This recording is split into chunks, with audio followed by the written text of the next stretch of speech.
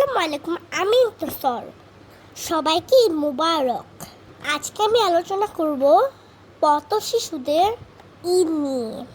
ঈদ উল ফিতর সবার ঘরে বয়ে আনে আনন্দ, তবে পথ শিশুদের জীবনে কোনো খুশির বার্তা নিয়ে আসে না।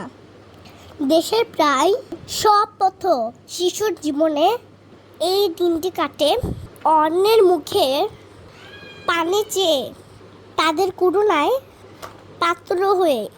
জীবনে যাদের হরজ রোজা, তাদের আবার কিসের ঈদ? ঈদের আর মাত্র কয়েকদিন বাকি, ওরা আশায় বুক বেঁধে আছে। এই কয়েকদিনের বেচা বিক্রি একটু ভালো হলে সেই পয়সায় একটি নতুন জামা হয়তো কিনা যাবে, নয়তো কেউ তাদের জামা দিতে আসবে, যা ওরা পরে ঈদের দিন একটু ঘুরে বেরোবে। ঈদের দিনে অন্য আর 10টা শিশুর মতো ফিরনি সেমাই খাবার বায়না নেই ওদের। ওরা অন্য সব দিনের মতোই রোজগারের আশায় ফুল চকলেট বিক্রি করতে নামবে পথে, নয়তো বোতল কুড়াবে।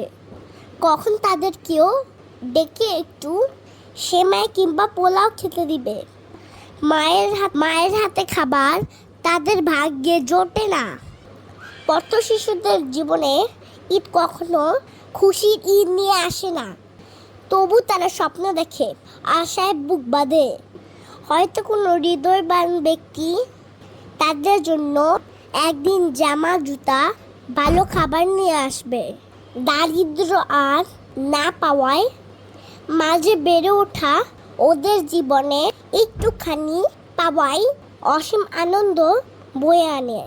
তবে নতুন জামা বা ভালো খাবার খেতে না পারার জন্য তাদের মনে কোনো আক্ষেপ নেই, কারণ এটাই নিয়তি বলে ধরে নিয়েছে ওরা জেনে গিয়েছে, কেউ খাবারের জন্য দিনভর কাজ করবে আর কেউ খাবার নষ্ট করবে। এটাই পৃথিবী। ধনী শিশুরা নিজের পছন্দের জামা কাপড় কেউ বাবা মা, কেউ আত্মীয় স্বজন তাদের কাছে বায়না করলেই পেয়ে যাবে। ধনী শিশুদের ঈদ হয় এরকম, একটা জায়গায় 10টা জামা পেয়ে যাবে না চাইতেই। আর পথ শিশুদের ঈদ হাজার বুকে কষ্ট বেঁধে সবার দিকে তাকিয়ে থাকলেও ঈদ চলে যাবে। তারপরও ভালো কোনো জামা, জুতা, ভালো কোনো খাবার হয়তো 2-1 ছাড়া কোনো পথ শিশুর কপালে জুটবে না। এটাই হলো পথ শিশুদের ঈদ। আজকে এখানেই শেষ করছি। দেখা হবে অথবা কোনো ভালো কিছু কন্টেন্ট নিয়ে আলোচনা করব নেক্সট কোনো ভিডিওতে। ততদিন পর্যন্ত সবাই ভালো থাকবেন আর আমার জন্য দোয়া করবেন। আল্লাহ হাফেজ।